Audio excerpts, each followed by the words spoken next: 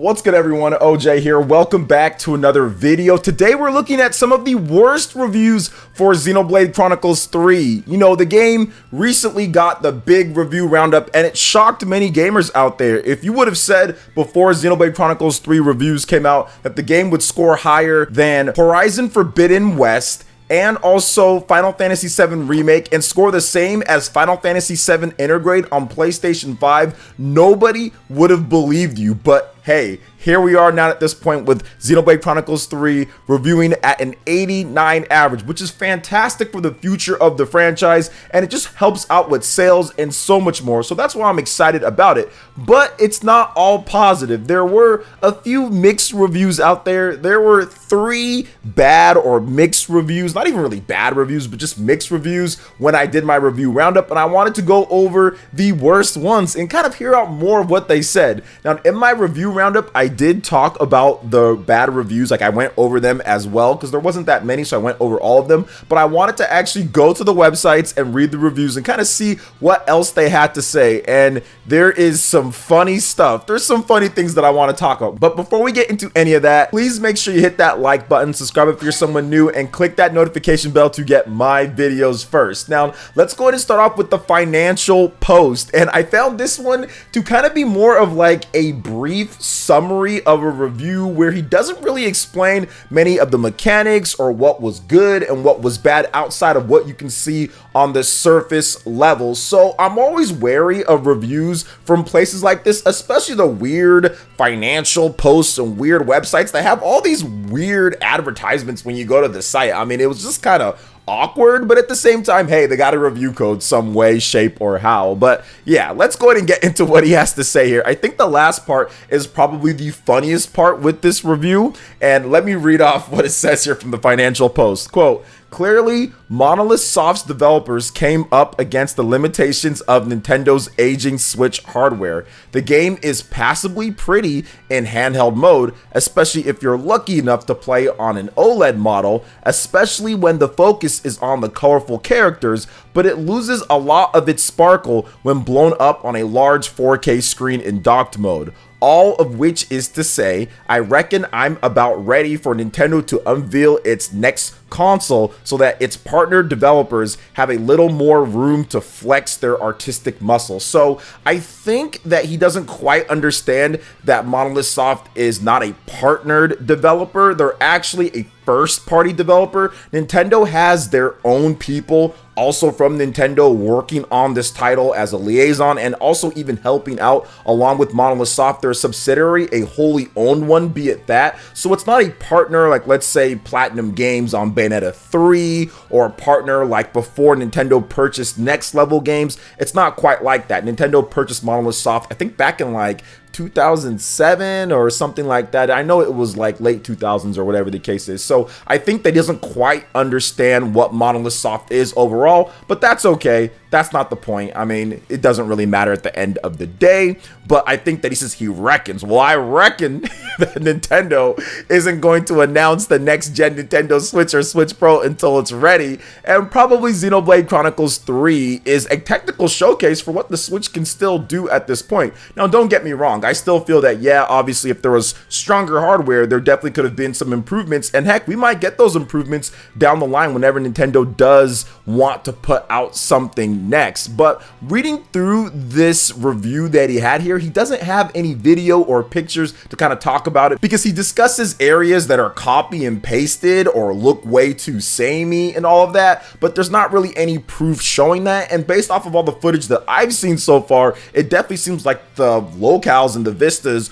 are really vast and not really, you know, the same thing over and over. But that's just me looking on the outside in. He's actually played the game, but I'll see once I get my hands on the game fully and I can go through. Now, this next part is probably the funniest thing with this whole review at the end here. He says, "Still, Xenoblade Chronicles 3 earns a modest thumbs up. It's undeniably huge, delivering good bang for your RPG dollar, and has some interesting ideas on its mind. It's no Final Fantasy or Zelda, but fans of sophisticated combat and Japanese storytelling should be well served. So I just found this to be very interesting because it doesn't seem like he actually played this game for any significant amount of time. He says that, oh, it's undeniably huge, delivering good bang for your RPG dollar. Well, how much time did you actually spend in it? He doesn't show his playtime. He doesn't talk about his playtime. So that's what makes me think that this kind of post was just like, hey, we need to get some traction to our page. Obviously, this is a big Nintendo first party game.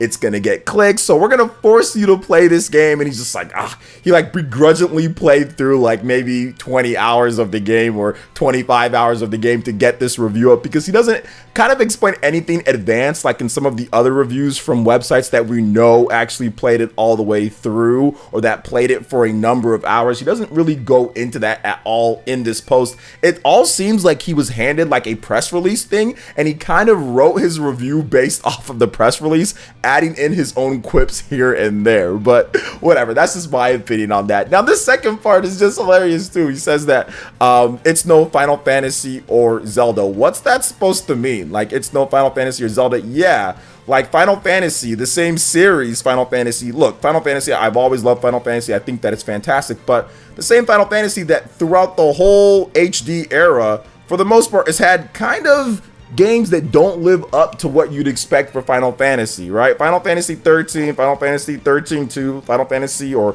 more like Lightning Returns Final Fantasy. And then you looked at like Final Fantasy 15 that launched in a horrible state and needed multiple patches and updates and everything just to get it up to what we've seen right now with the Royal Edition. So I don't know what he's talking about there. It's no Final Fantasy in what type of way? It's reviewed better than pretty much every single Final Fantasy game. In my opinion, I think that Xenoblade Chronicles is just as good, if not better, than Final Fantasy recently, especially if you're talking about the previous games that we've gotten, the big games from Square Enix. It's not like Final Fantasy has been on this, oh my gosh, amazing tear where the games are just like super highly rated, 90 plus or anything like that. But maybe he's comparing it to the old school Final Fantasy games, but it doesn't really seem like he's into those at all either. But hey, that's just my opinion on that. Now, the next part that I want to discuss is the whole Zelda comment. I mean, yeah, it's not Zelda. Zelda is an action adventure game, or more of a big adventure game, and it's not really a game that's like Zelda. Like, it doesn't play like Zelda. It's not supposed to be Zelda, although the developers from Monolith Soft actually help out with Zelda, so they help make Zelda as good as it is.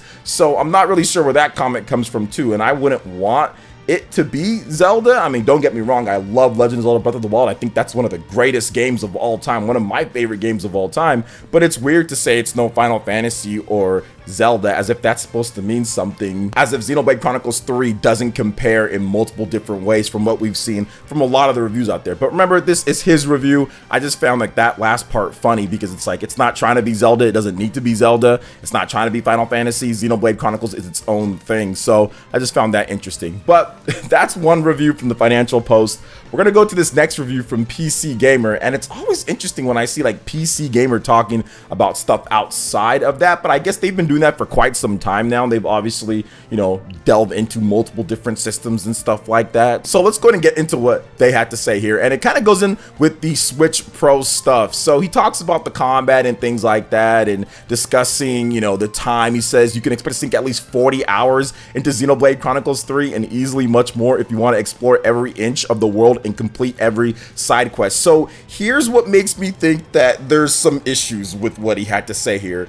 Nobody that played through from a review that I trust 100% said anything about only 40 hours for the game. Like, nobody said that. IGN said 150 hours. Other people have said 100 hours. I think that there's been some reviews that say like 70, 80 hours, but he says sink at least 40 hours. Did he speed run through the game? Or I'm guessing what he did is that he turned the game on easy and pretty much ran through it that way. I'm not really sure what he did or not, but 40 hours compared to what a number of other reviews has said seems incredibly low. So these are the things that make me think that these reviews are weird. I'm not sure if they actually played a lot of this game or not, or they played just enough to kind of write a review for it and then say, all right, here we go, 7 out of 10 or whatever. Now, the first review that I talked about, Financial Post, they gave it a 7 out of 10. I don't think I mentioned that, but that was a 7 out of 10. I think this review was also a 7 out of 10. I think it was a 3.5, it says here. Yeah, 3.5. So it averages out to a 70. So a 7 out of 10 essentially as well. So let's go over this one here from PC Gamer. I want to read this last part. I think the funny thing is that people in the comment section are calling him out for that. Like the whole 40 hours thing, like multiple people I'm looking in the comment section are saying it's not 40 hours. This is wrong. At least like you didn't play it. So this is why these reviews are kind of bad. They're not really good because they don't actually supply evidence and they're not putting their save file up or anything. So we don't even know if they actually played through or how much they did or anything like that. So let's get into the next part of what he had to say here. He says, waiting for the Switch Pro. Unfortunately, the Switch shows its age with Xenoblade Chronicles 3. It looks fine, comparable with Xenoblade Chronicles 2 and the Switch port of the first game, but there are noticeable resolution drops and object pop-in abounds. The frame rate isn't particularly steady either, and the game can chug at times. Xenoblade Chronicles 3 has gorgeous vistas, but also many jagged edges on characters' hair. So this part or this section of it is interesting because he says it looks fine, comparable with Xenoblade Chronicles 2 and the Switch port of the first game. Now, if you watch the Digital Foundry review of Xenoblade Chronicles 3, they go into multiple different things with actual evidence and facts that shows that it actually looks a lot better. While it builds upon their prior works for sure, there are some noticeable changes that I really appreciate, and many of them are immediately evident. From image quality to character rendering and world composition, there's a lot to discuss here. The headlining feature this time around, at least from the perspective of Digital Foundry, centers on image quality. Xenoblade Chronicles 2 is a great looking game, but suffers from one major limitation which I highlighted in my original video: low resolution rendering, especially noticeable in portable mode. Xenoblade 3, however, represents a colossal leap forward in that respect. Monolith has improved the overall visual quality, but also has boosted image quality. So it's actually a lot better than what we saw with Xenoblade Chronicles 2 and Xenoblade Chronicles Definitive Edition. So him saying that it looks comparable to those, I don't think that's the case based off of what Digital Foundry has said and showed visually comparing Xenoblade Chronicles 2 to Xenoblade Chronicles 3. So it's interesting to see that when it comes down to it. I'm not sure if he actually compared Xenoblade 2 before he played this one, or if he just said it because it's in continuation of the games, but it looks graphically, even from the eye, far better than Xenoblade Chronicles Definitive Edition on the Nintendo Switch. Now let's talk about this last part that he has to say here. It says, a familiar strangeness.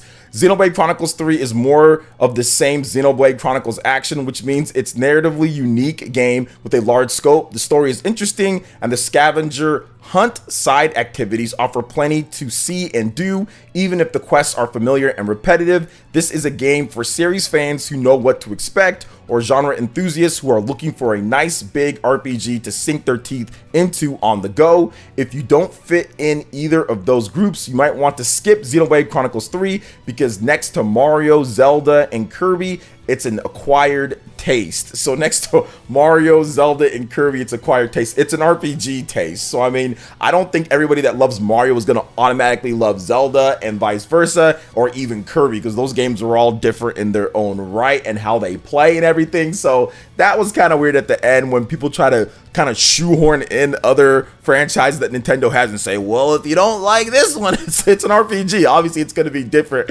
from the other things that are going around there. But no, I just found that these reviews were kind of interesting and funny. These were the worst reviews, though. I looked at Game Informer's review, which I think they gave it like a 7.3 or something like that. What was it? 7.3. I looked at that, and yeah, it looks like Game Informer's review, it was interesting because they said it was pretty much like everything that everybody says is like the opposite, right? So if you look at the review, the little part that they have on Metacritic says, my party of 7 felt like a little army of explosive arts and flashy uroburos combos lit up an already chaotic battlefield, and the quality of life improvements like customizable shortcut hotbars and in-game GPS streamlined menu surfing and traversal. Still, the narrative and world designs left much to be desired, as critical plot twists are frustratingly obvious, character growth is virtually non-existent, and navigation in each uninspired environment proves to be a tiring exercise. Xenoblade Chronicles 3 is a double-edged sword that needs a bit more sharpening, and pretty much every single review actually praised Monolith Soft. That last part right there, praised Monolith Soft for saying that, hey, the characters are actually awesome in this in terms of